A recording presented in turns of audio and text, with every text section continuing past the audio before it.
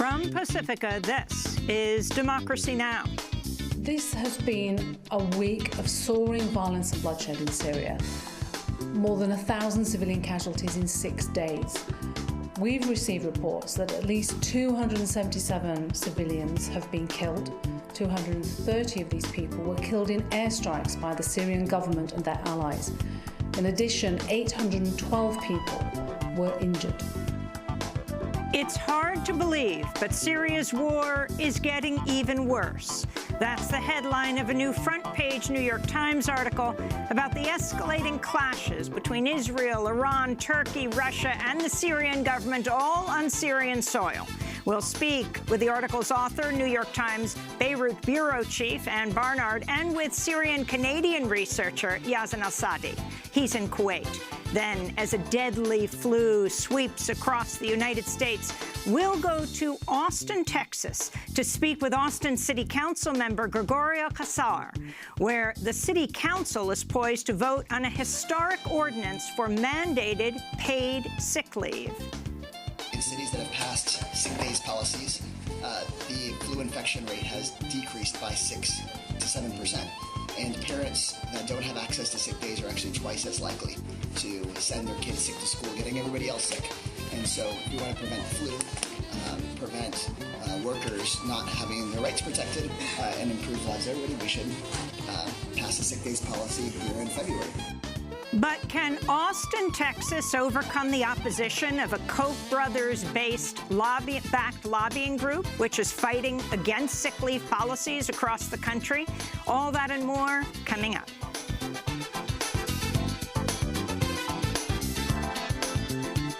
Welcome to Democracy Now!, democracynow.org, the War and Peace Report. I'm Amy Goodman. President Trump unveiled his $4.4 trillion budget plan Monday, proposing deep cuts to education, health care, and social safety net programs while massively increasing the Pentagon's budget. Trump's plan would slash the Department of Education's budget by more than 10%. It would sharply reduce income-based student loan repayment plans while ending the public service loan forgiveness program. Trump's budget would cut more than $17 billion from the Supplemental Nutrition Assistance Program, or SNAP, barring food stamp recipients from buying fresh fruit and vegetables, instead providing only a box food delivery program. The budget would also phase out federal funding for the Corporation for Public Broadcasting, which supports public and community radio and TV stations. This comes as McClatchy reports the Trump administration's considering a plan that would not only impose work requirements for Medicaid enrollees, but which would also put a lifetime limit on adults' access to Medicaid. Meanwhile, Trump's budget would see a 13% increase in spending on weapons and war, bringing the Pentagon's budget to $686 billion. The administration says its plan would add $7.1 trillion to U.S. budget deficits over the next decade, though many economists say that number relies on rosy projections. The budget comes less than 2 months after Trump signed into law one of the largest tax cuts in U.S. history, one that overwhelmingly favors the wealthiest Americans. On Capitol Hill, the Senate convened a rare open debate on immigration Monday as hundreds of thousands of immigrants who were brought to the United States as children face a March deadline when the Trump administration will begin canceling the DACA program, or Deferred Action for Childhood Arrivals. The Senate debate comes without a bill currently on the floor. It follows Congress's passage of a spending bill last week that did not contain protection for Dreamers, a key demand of immigrant rights activists. The White House refused to answer questions Monday about how it's handled the accusations of domestic violence against former Staff Secretary Rob Porter, who resigned last week after 2 of his ex-wives accused him of verbal and physical abuse. On Monday, Press Secretary Sarah Huckabee Sanders said top White House officials did not know the extent of the allegations against Porter until last Tuesday. That's despite reports that Chief of Staff General John Kelly knew of the allegations since November, while White House counsel Don McGahn knew of the allegations a year ago. In Syria, the United Nations warns civilians are being killed and wounded at a rapid pace as fighting between government forces and rebels rages around the Damascus suburb of eastern Ghouta. This is Saif Abu Anas, an activist in the town of Sakba, east of Damascus. Today we are in the 7th day of the assault. There are almost 260 martyrs, hundreds of injured people, most of whom are women and children. Yesterday we saw the massacre that happened in Douma at night, and the massacre that happened in Jizreen 3 days ago, where 20 people were killed, and also the destruction and death we saw in Sakba, where whole neighborhoods are being destroyed.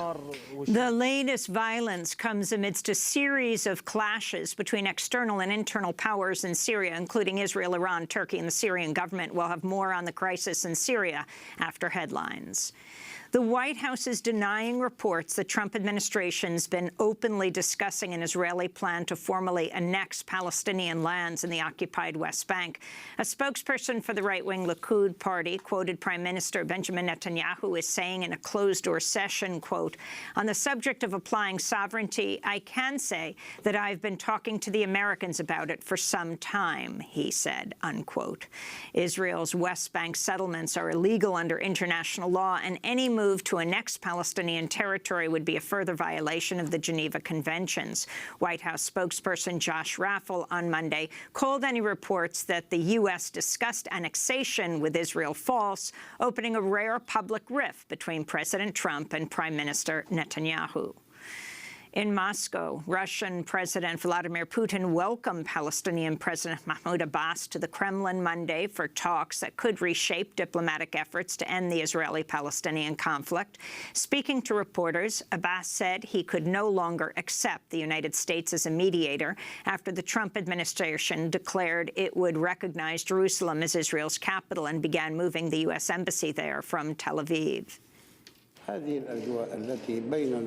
In such an atmosphere, which was created by U.S. actions, we state that from now on, we refuse to cooperate in any form with the U.S. in its status of a mediator, as we stand against its actions.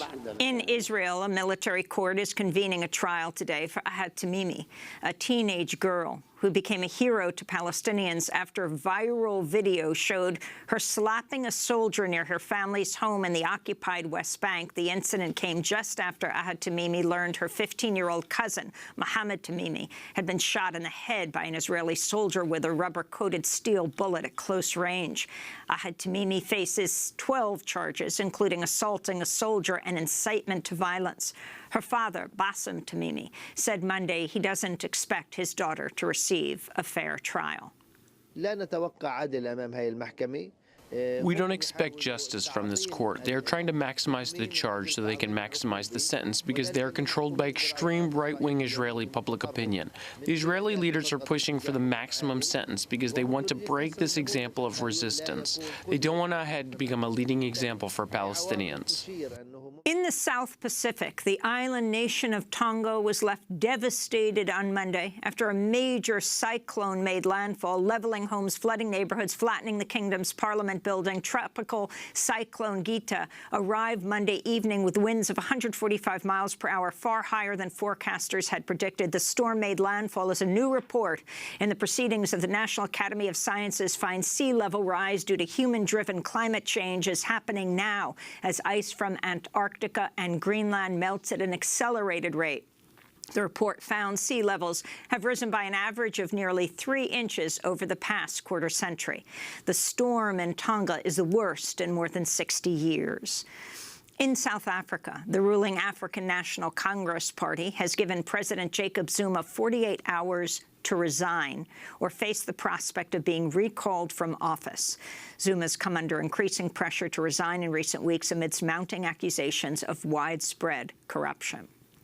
Back in the United States, the Trump administration's acknowledged it will not investigate complaints filed by transgender students who are barred from using bathrooms matching their gender identity. In a statement to BuzzFeed News, an official with the Department of Education argued transgender students are not protected by Title IX, a civil rights law that prohibits discrimination based on sex. In a statement, Eliza Bayard, the director of the LGBTQ student rights group GLSEN, said the Trump administration's, quote, cruel new policy flies in the face of the highest court rulings on this issue, which found unequivocally that denying transgender students appropriate bathroom access is a violation of Title IX, unquote. The Trump administration's been working secretly with a radical anti-abortion group on policies that make it easier for states to defund Planned Parenthood. Politico reports that last month, the Department of Health and Human Services announced changes that will allow states to exclude Planned Parenthood from Medicaid programs, a policy shift that came shortly after the Department of Health and Human Services received a draft legal analysis from the organization Alliance Defending Freedom, which has been designated a hate group by the Southern Poverty Law Center. In a statement, Planned Parenthood's Executive Vice President, Don Legans, called the news shocking and outrageous, adding, quote, the Alliance Defending Freedom has spent decades trying to take away women's access to health care and ability to control their own bodies and lives. The Trump-Pence administration has embraced this group's philosophy and handed them the pen to make official U.S. government policy, Legans said. The Trump administration's nominee to head the 2020 census has withdrawn from consideration after an outcry by civil rights groups and many Democrats. Thomas Brunel, a University of Texas at Dallas political science professor, is a staunch defender of Republican redistricting efforts, including congressional maps in Pennsylvania, North Carolina, and other states that federal courts have recently ruled unconstitutionally favor Republicans. Brunel stepped down from consideration as critics say the Trump administration is hoping to use the 2020 census to lock in Republican majorities for a decade. This is journalist Ari Berman speaking on Democracy Now! About his Rolling Stone article headlined, How the GOP Rigs Elections. So if the census is manipulated for political purposes or the count is done wrong, there's no way to fix that because the census is supposed to be the final word that determines how districts are drawn, how $600 billion in federal funding is spent. This is one of the most important things the federal government has done every 10 years since 1790, and it's facing unprecedented threats from the Trump administration. Fox News has removed a racist, homophobic op-ed from its website following international outcry. In a piece published Friday with the start of the 2018 Winter Olympics, Fox News executive editor John Moody wrote, quote, the motto of the Olympics since 1894 has been faster, higher, stronger. It appears the U.S. Olympic Committee would like to change that to darker, gayer, different. If your goal is to win medals, that won't work, he wrote. Fox News later removed the op-ed from its website, saying Moody's piece didn't reflect the views or values of the network. In a statement, Sarah Kate Ellis, president of the LGBTQ rights group GLAAD, called on Moody and Fox News to apologize, adding, these athletes are at the Olympics because they already won by qualifying to represent the United States on the world stage, and they did so despite facing discrimination from places like Fox News throughout their careers. Attorney General Jeff Sessions drew outrage and condemnation Monday when he referred to the Anglo-American heritage of U.S. law enforcement. Sessions made the remark in a speech to the National Sheriff's Association's winter conference in Washington, D.C. The office of sheriff is a critical part of the Anglo-American heritage of law enforcement. We must never erode this historic office. A spokesperson for the Justice Department defended Sessions' comments, saying the phrase Anglo-American law is commonly used by lawyers and appears in opinions from the Supreme Court. In a statement, the NAACP called Attorney General Sessions' remarks the latest example of dog whistle politics, adding, quote, his stances at DOJ regarding their reversal of support for cases against voter suppression to his attempted withdrawal from consent decrees to rein in police misconduct and the decision to return to policies including mandatory minimums that played a key role in the expansion of mass incarceration, are powerful examples of why communities of color must pay attention to what he does and what he says, the NAACP said. In Wisconsin, prosecutors have brought felony charges against 3 Milwaukee County jail staffers over the death of 38-year-old Terrell Thomas, a prisoner who died of extreme dehydration after he spent a week without access to water in a solitary confinement jail cell. At the time of Thomas's death, the jail was overseen by Sheriff David Clark, a staunch supporter of Donald Trump, who's compared the Black Lives Matter movement to the Ku Klux Klan. In West Virginia, lawmakers are under fire for ordering the removal of a citizen from the state capitol after she called out the names of state politicians who've accepted campaign contributions from the oil and gas industry. Lisa Lucas was speaking Friday during a public comment session at the West Virginia House Judiciary Committee. The people who are going to be speaking in favor of this bill are all going to be paid by the industry, and the people who are going to be voting on this bill are also often paid by the industry. For example, and I have to keep it short simply because the public only gets 1:45 while lobbyists can throw a gala at the Marriott with whiskey and wine and talk for hours to the delegates. So to keep it short, on the Judiciary Committee, Charlotte Lane, about $10,000 from gas and oil interests, including AEP, Marathon, First Energy, Dominion, EQT, and I could go on. As Lucas listed the names of other lawmakers who've received campaign contributions from the oil and gas industry, the Republican committee chair, John Schott, had her microphone cut and ordered her to be physically removed as she was taken out by security. And in France, computer giant Apple has asked a court in Paris to bar tax campaigners from holding protests at its stores. Since December, members of the group Attack have been staging demonstrations at Apple stores in Paris, calling for an end to Apple's complex efforts to avoid paying European Union taxes. This is tax activist Aurélie Trouvé. The world's biggest multinational company practices massive tax evasion, and we are calling this out through civil disobedience. Since we hit a nerve, because Apple cannot tolerate its image being harmed, and because we're informing people that Apple practices tax evasion, they filed an urgent court order against us through what is called a gag order, meaning that, at least this is what they are asking, we will have to pay 150,000 euros if we hold any future demonstrations against an Apple store. And those are some of the headlines. This is Democracy Now!, DemocracyNow.org, The War and Peace Report. I'm Amy Goodman. And I'm Juan Gonzalez. Welcome to all of our listeners and viewers around the country and around the world. We begin today's show with the ongoing war in Syria. Tensions across northern Syria are escalating sharply amidst a series of clashes between external and internal powers, including Israel, Iran, Turkey, Russia, and the Syrian government. On Saturday, Israel shot down what it says was an Iranian drone that had entered Israel's airspace after being launched from Syria. Israel then mounted an attack on an Iranian command center in Syria from where the drone was launched. One of the Israeli F-16 military jets was then downed by a Syrian government anti-aircraft missile. Saturday's event marks the first Israeli jet shot down since the 1980s. It is also believed to be the first time Israel has carried out an attack in Syria on a site where Iranian troops were present. On Tuesday, the Syrian government warned Israel it would face more surprises if it launches future attacks inside Syria.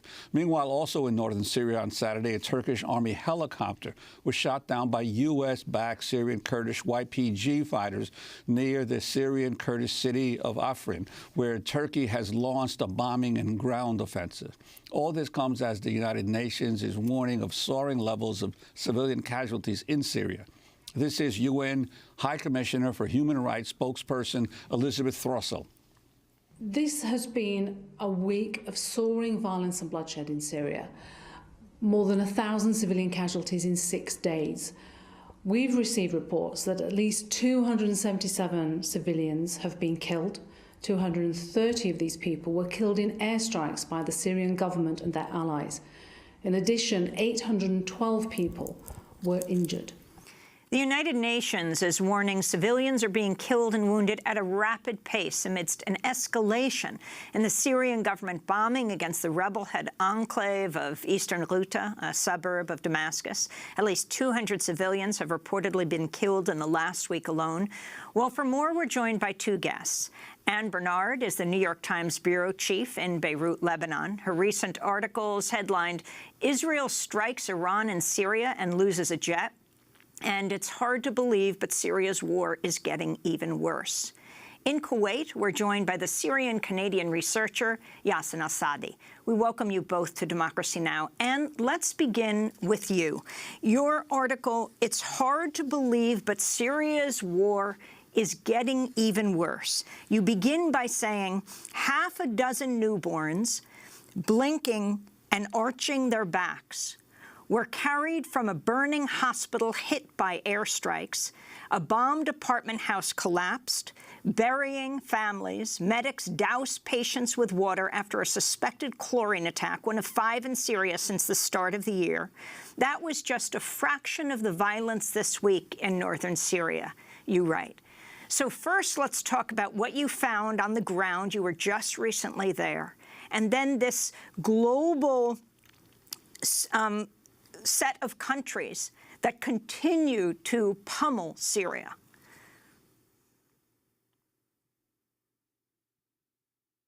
Well, thank you so much, first of all, for being interested in this subject. That's very important that it continues to be talked about. I have to correct one thing, which is that I was not in Syria since about 1 year ago, and the reason for that is I'm constantly applying for visas, but the Syrian government does not, it's quite unpredictable and quite restrictive about when it grants visas to foreign journalists, and once you're there, you can't operate entirely freely anyway. So just to note, we have covered the recent events from here in Beirut and through a very extensive network of contacts on all sides inside Syria.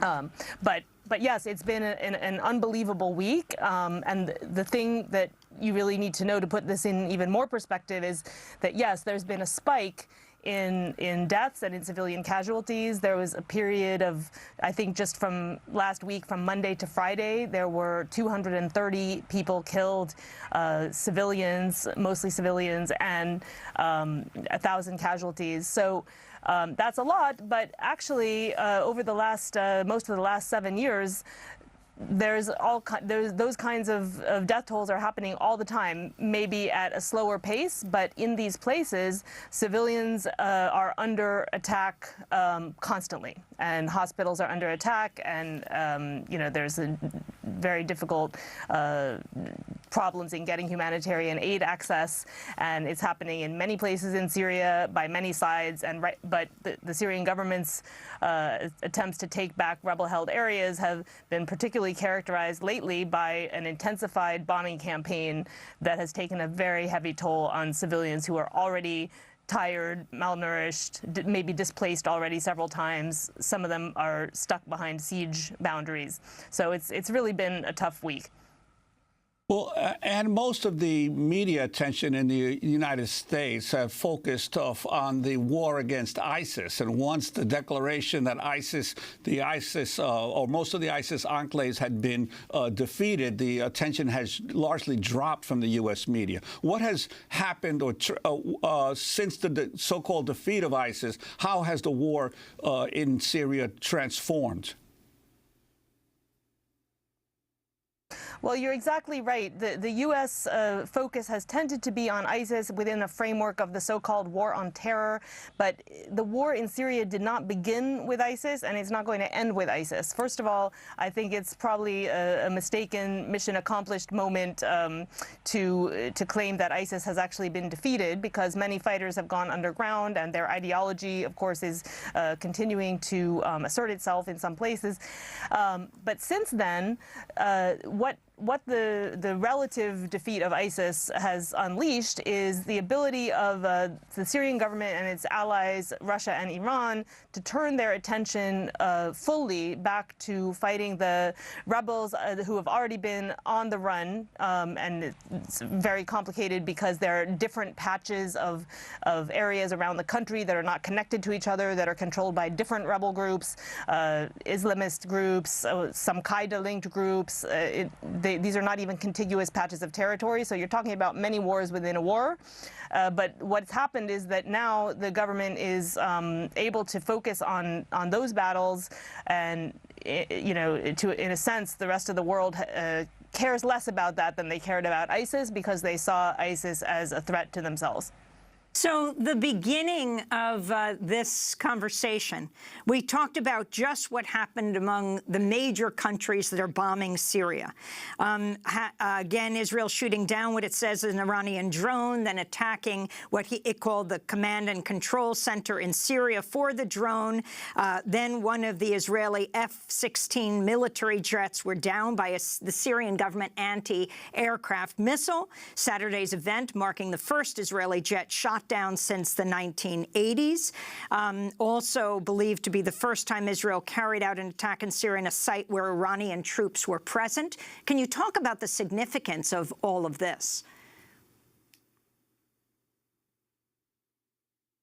Yes, this brings us to the second consequence of the end of the main part of the territorial fight against Islamic State. Many different international powers, as well as the Syrian government and some of its opponents within Syria, were all against each other in a way, but united against the Islamic State. And they launched competing campaigns to defeat the Islamic State, racing one another to take its territory. Once Islamic State was largely driven out of territory in Syria, those different combatants are finding that their conflicting interests are coming to the fore again. So you see now Turkey going against Syrian Kurdish groups. You see even clashes, confrontations between Turkey and the United States over the United States backing for Kurdish militias that Turkey sees as terrorists and that the United States sees as its best ally in Syria. There's a big question. The United States has upset both allies and enemies by saying that it wants to now remain in the areas that were taken by the U.S.-backed militias in the northeast of Syria. Israel has been bombing targets in Syria throughout the war with relative impunity. This is the first time that the Syrian government has managed to shoot down a jet.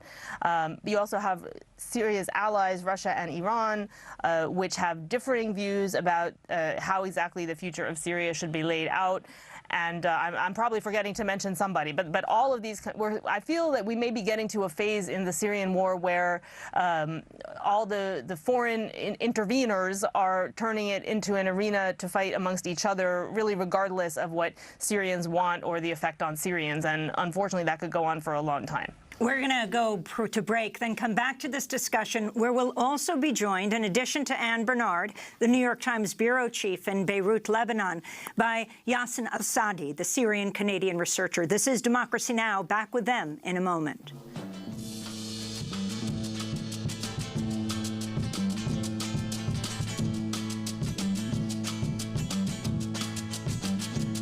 When the wind winds the platform, blows through your suit creases. Well, you want us to crucify the enemy for Jesus. With your chamber of commerce soul, you talk a war so bold. God is on our side, but he's lost in your one and four.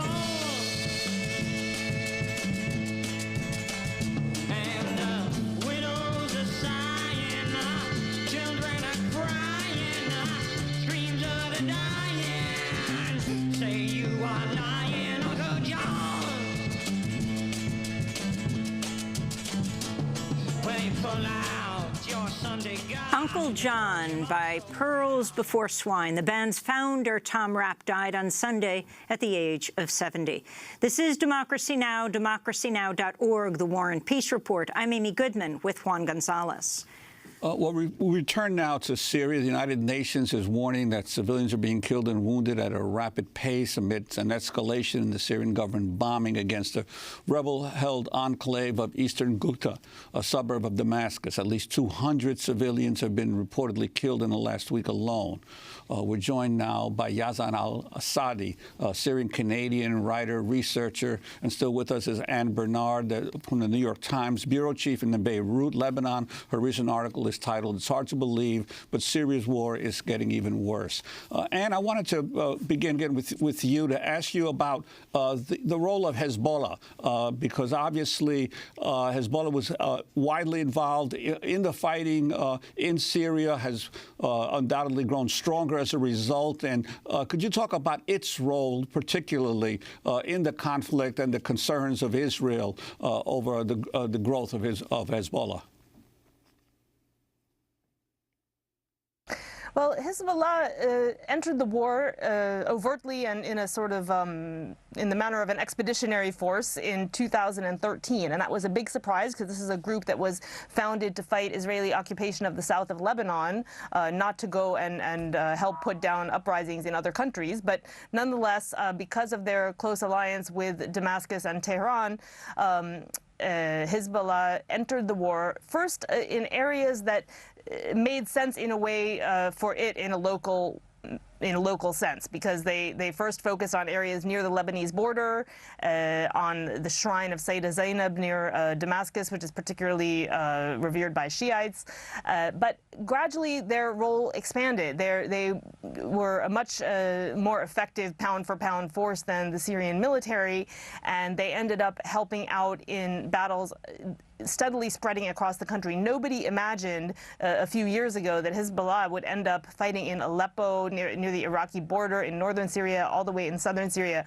Now, the southern Syria part is the biggest issue because, of course, there's always been conflict between Hezbollah and Israel and tensions there across the Lebanese border.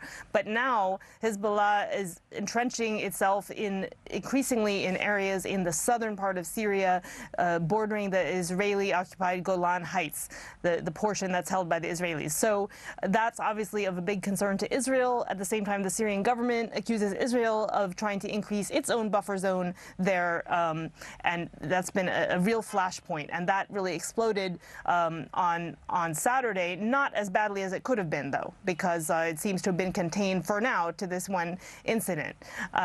There's also, of course, an Iranian presence around. Iranian advisors are deeply involved throughout the war effort on the Syrian government side. So that's something that Israel has been trying to counter throughout the conflict, and I think we're only going to see more tensions around that. Yazan al-Assadi, we want to bring you into this conversation. You're a Syrian-Canadian researcher, usually where Anne is, in Beirut, Lebanon, but right now we're talking to you in Kuwait. Talk about the situation in Syria, in your country, as you see it. Wow. All right. It's absolutely tragic, and it's what you're seeing is all these actors, whether it's the Syrian regime, the Bashar dictatorship, or the armed opposition, or the Putin regime and the Trump regime and the apartheid Zionist regime, all attacking and destroying the Syrian population. What we're seeing is basically a complete annihilation of the struggle for Syrian self-determination by various communities within the country. You're seeing a complete devastation of a society. The healthcare system is gone.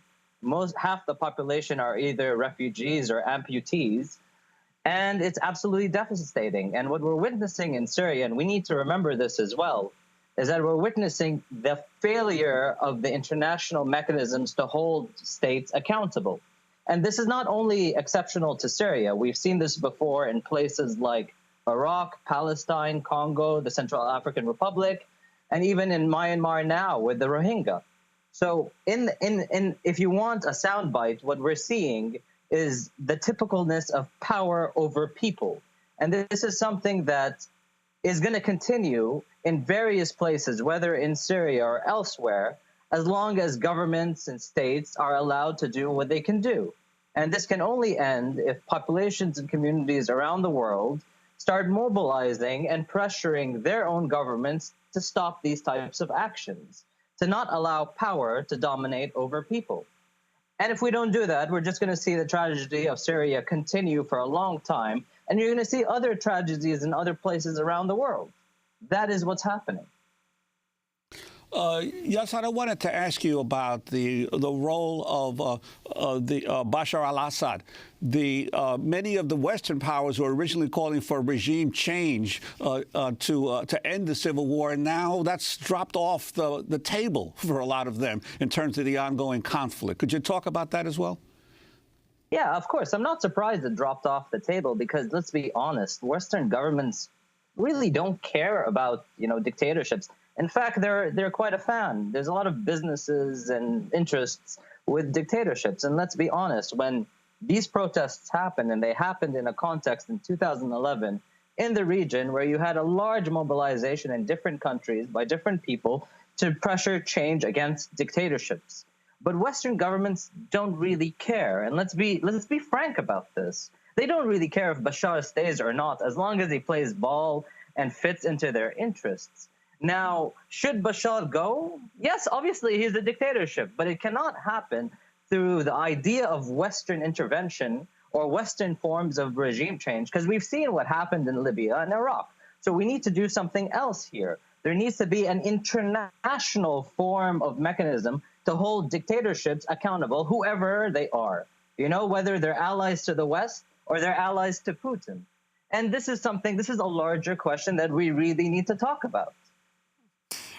The escalation in Syria comes as the Pentagon has also indicated it plans to recruit and train thousands of U.S.-backed Kurdish fighters in Syria to form a border security force in northern Syria along the border with Turkey. The U.S.-backed Syrian Kurdish fighters already control large swaths of northern Syria. The significance of this, we talked, Yazan, earlier about what just happened in the last week. You have the Israeli plane shot down, the Turkish plane shot down, etc. So, this U.S. plan, like all U.S. plans, is going to be disastrous. It's all part of, really furthering U.S. military interests and a presence in certain countries around the world. This support for the SDF, which is the armed wing of the PYD, is really not going to be helpful ultimately for Kurdish self-determination, in my opinion. And I do believe that the Kurds have every right for self-determination, like every community around the world. What the U.S. are interested in is just to have a hand in the geography.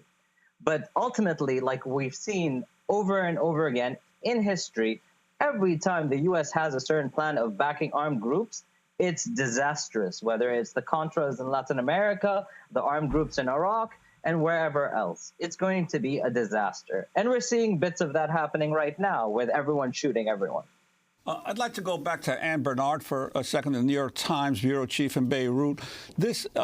All of these governments, all of these foreign governments are having their forces and their planes in Syria. Could you talk about whether the potential is increasing or decreasing for some kind of a conflict between the outside powers spreading beyond Syria?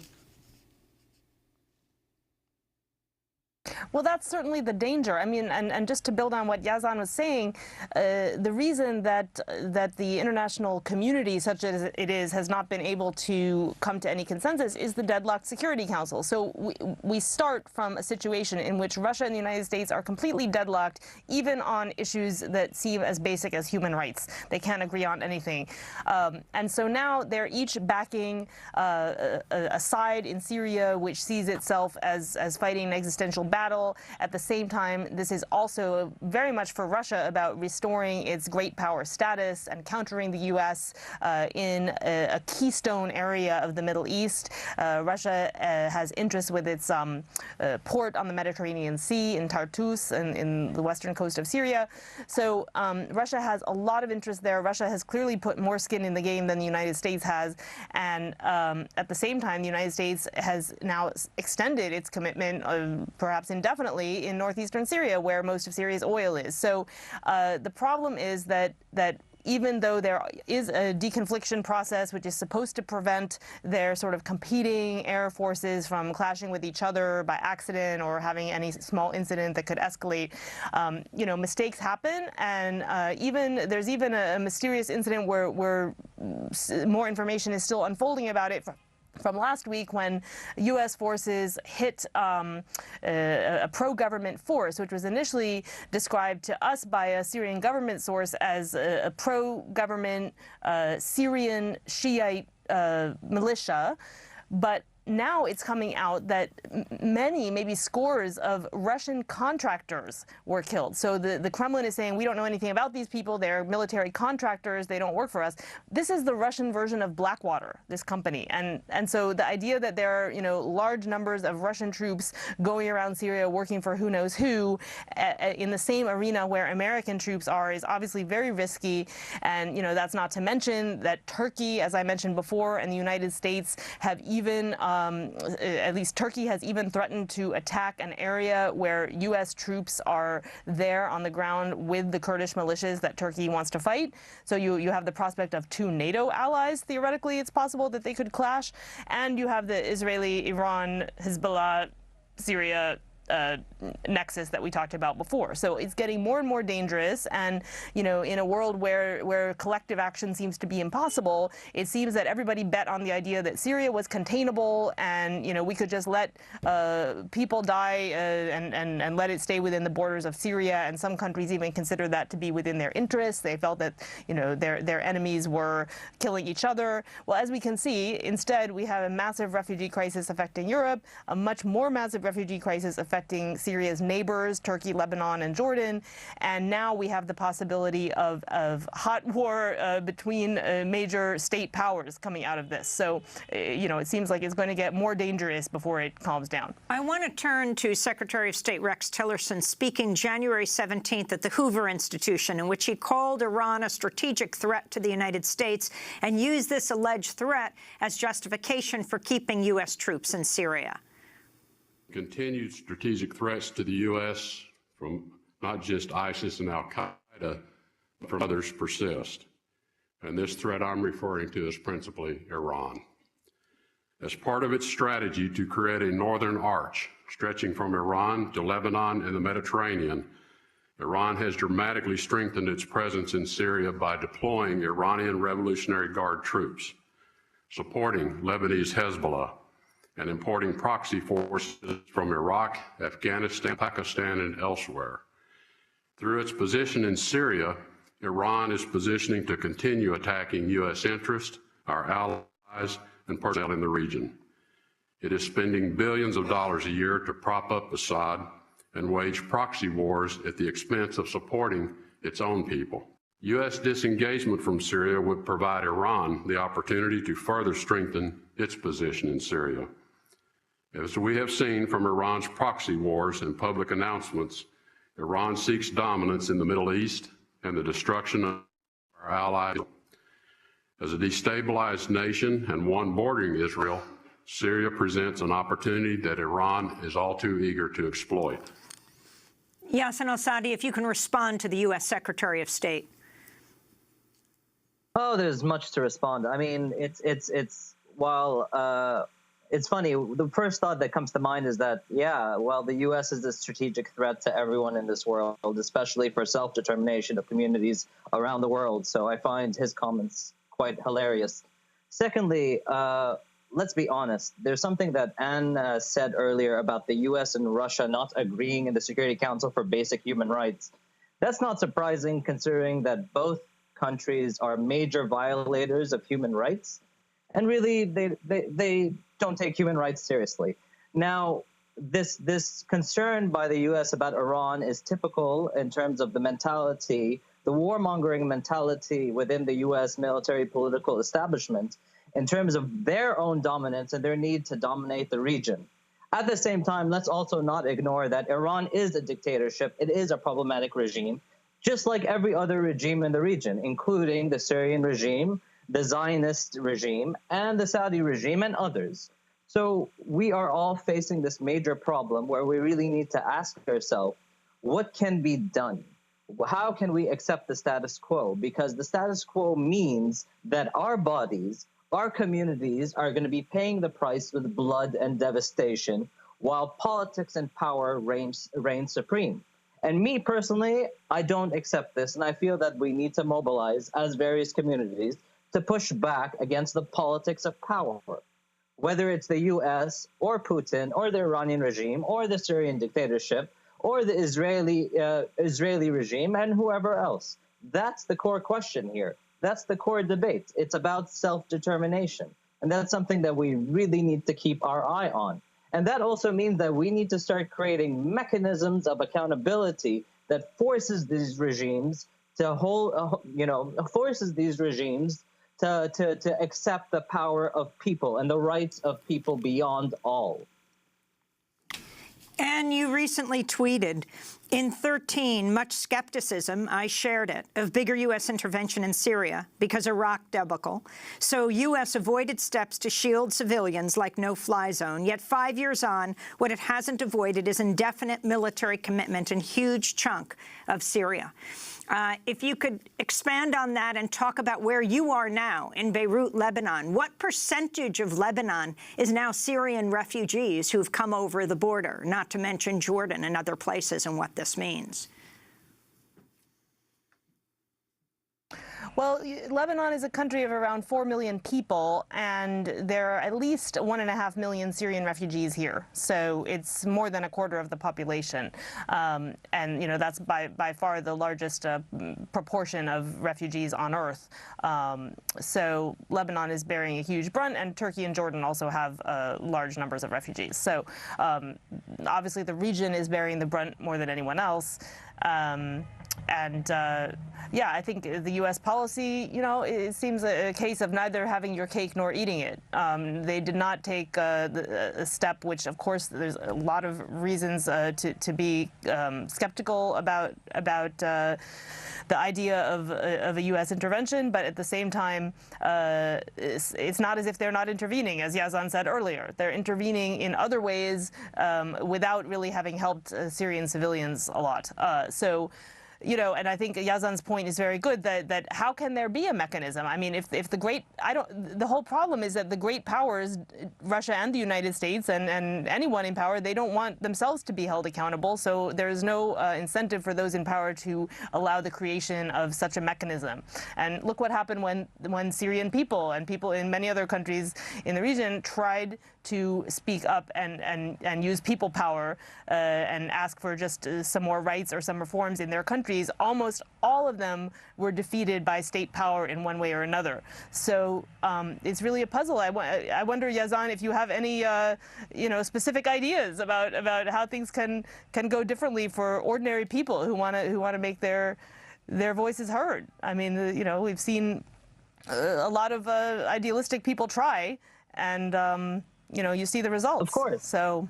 Of course. I mean, yeah. I mean, people are trying, and they're still trying to this day, and we should continue. I mean, one of the most important things is international solidarities, right? Working between communities, whether it's the Syrian community, working with communities in the United States, for example. Let's say the Black Lives Matter, because they are facing injustices and tyranny of the state.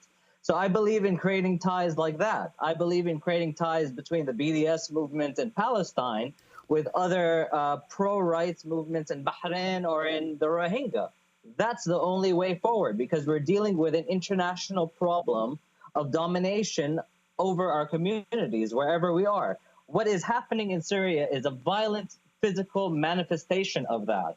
And it's going to continue in other forms in other places as long as power is still power, you know? Yes, and I do think, like I said earlier, networking and international solidarity, it's the only way forward. Yassin al-Sadi, we want to thank you for being with us, Syrian-Canadian researcher, usually in Beirut, Lebanon, now in Kuwait, and Ann Bernard, the New York Times bureau chief in Beirut, Lebanon. This is Democracy Now!, democracynow.org, the War and Peace Report. When we come back, we go to Austin, Texas.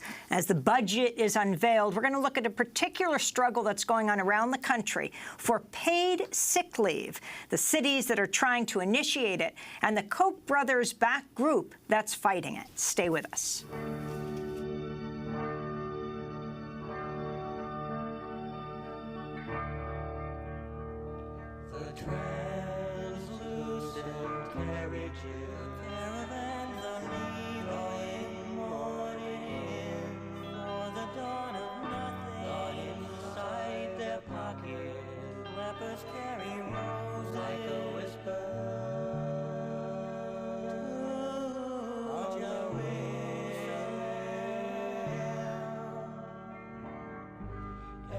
time I see you passing by, I have to wonder why.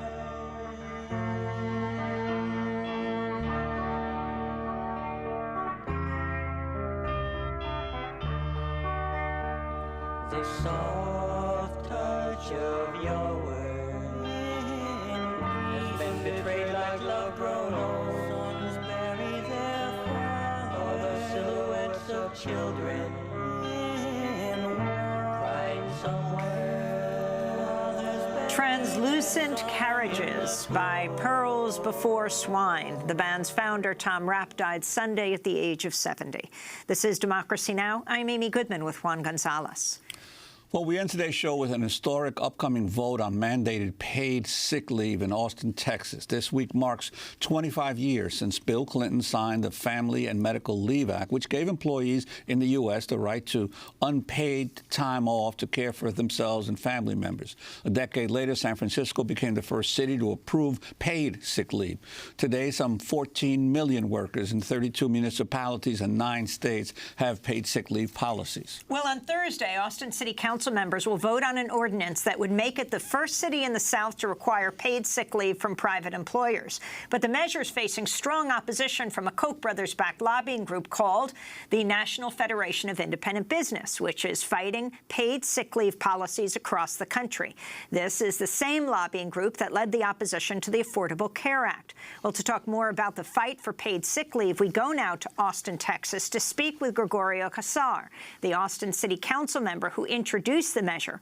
When he first won election in 2014, he was the youngest council member in Austin's history. He's the son of Mexican immigrants. We welcome you back to Democracy Now!, Greg Casar.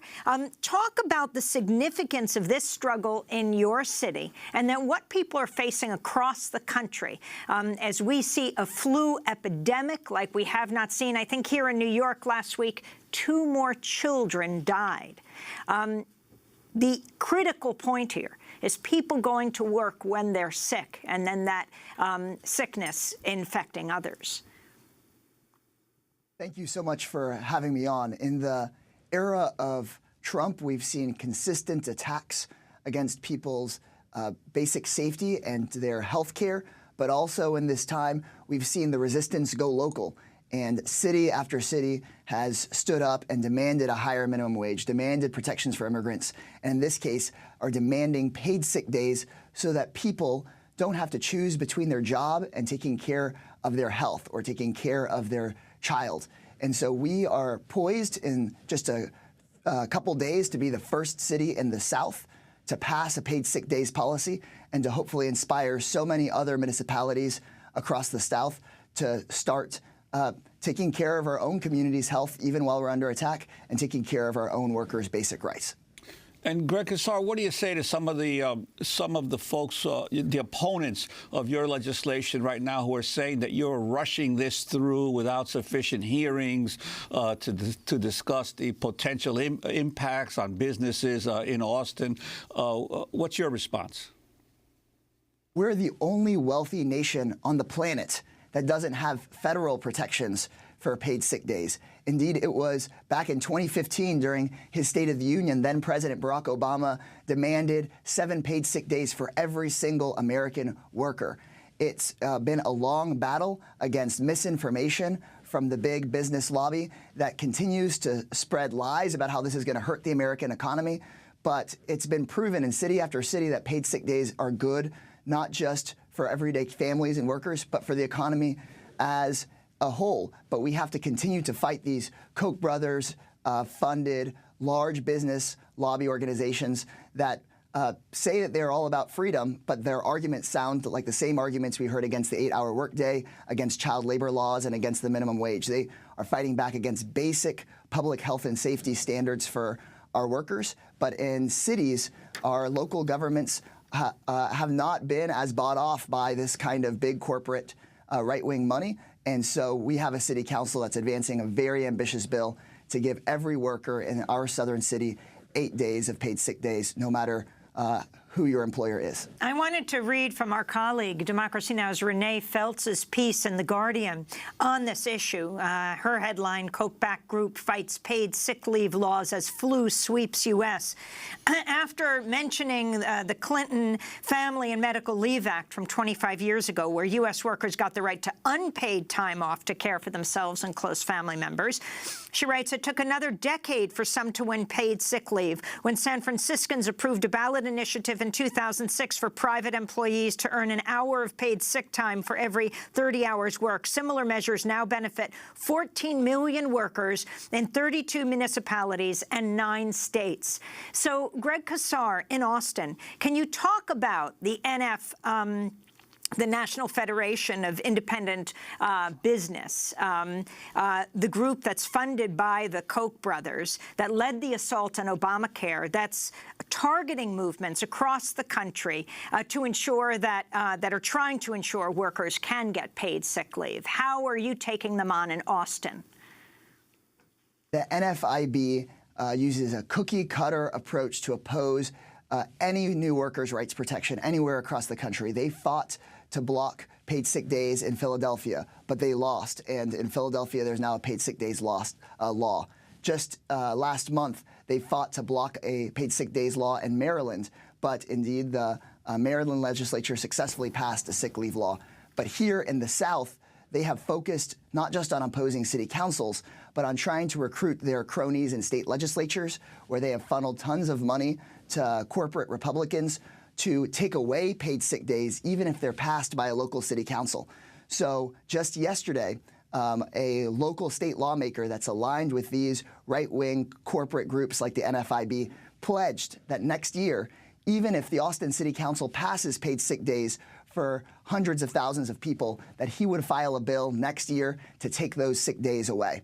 But instead of shying away from that fight, we're heading headlong into that battle, because we know that paid sick days is a popular issue, and they're going to have to rip that out of our hands, and we're going to fight to not allow them to do it, because that's part of the resistance that we see occurring in city after city. But these groups, as revealed in The Guardian's article this week, are not representative of independent or small businesses.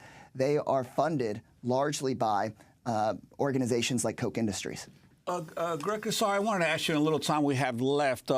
President Trump unveiled his new budget proposal yesterday, and it was really astounding, so not only the huge deficits, but what he was planning to do in terms of infrastructure. Many people were expecting that there was going to be this huge windfall from repatriated profits of American companies that would help to fund the huge infrastructure program. But his proposal basically calls on the cities and the states to fund a good portion of infrastructure programs with private-public partnerships, and the federal government only giving about $200 billion over 10 years for this, for infrastructure. Your response, and to, as a city councilman, Austin or the state of Texas being asked to put up most of the money for these infrastructure projects. This plan isn't really a plan. It's another scam. It's classic Trump, where he wants to take credit, but somebody else is actually doing the work and somebody else is paying for it. A recent report by the Center for American Progress shows that Trump's budget actually decreases spending on infrastructure. So listeners and viewers might say, well, what about that $1.5 trillion number that Trump is talking about? What he's talking about is having local jurisdictions pay for that. And so he wants to put the burden back on cities who largely can only tax homeowners and local commercial developments. So he's basically saying, I'm going to have you pick up the tab and pay more for our crumbling infrastructure. And he wants to say that he's taking credit, when really the only infrastructure that he's proposed that it's new is the hateful monument of the border wall that would cost $20 to $30 billion and just hurt each and every single one of us. So he's proposing at most $100 billion for our cities, at the same time that he's asking us to pick up a $1.5 trillion tab. Well, Greg, we want to thank you for being with us. Austin City Council member Gregorio Casar, who was arrested earlier last year protesting around anti-immigration policies. This is Democracy Now! I'm Amy Goodman with Juan Gonzalez. Special thanks to Mike Burke, Renee Feldstein, Augusta Nermeen Sheikh, Carla Wills, Laura Gottesdiener.